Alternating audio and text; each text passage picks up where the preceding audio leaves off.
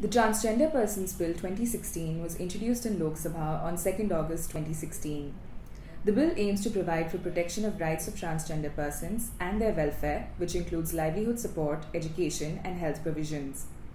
In the bill, a transgender person is defined as one who is neither wholly female or male, or a combination of female and male, or neither female nor male, and such a person's gender does not match the gender assigned at birth.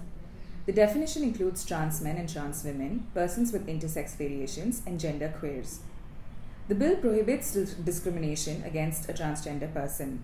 This includes denial of service or unfair treatment in relation to education, employment, healthcare, access and use of public goods and facilities, etc.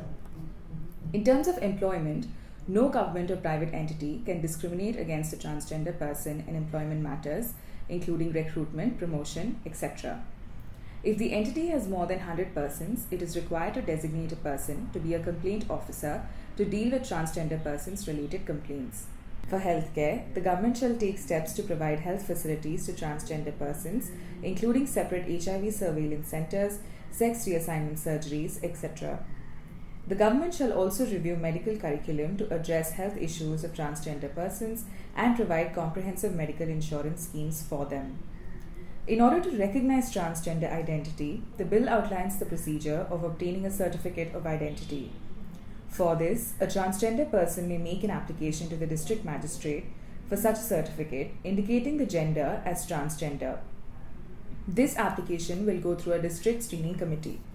This committee will comprise of a chief medical officer, district social welfare officer, a psychologist or psychiatrist, a representative of the transgender community, and an officer of the relevant government.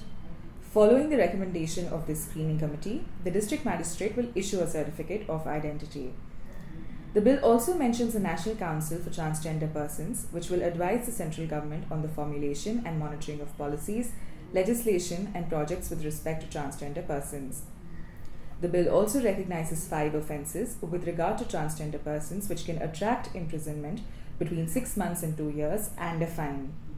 The outlined offences are begging, forced or bonded labour, denial of use of a public place, denial of residence in household, village, etc., physical, sexual, verbal, emotional, and economic abuse.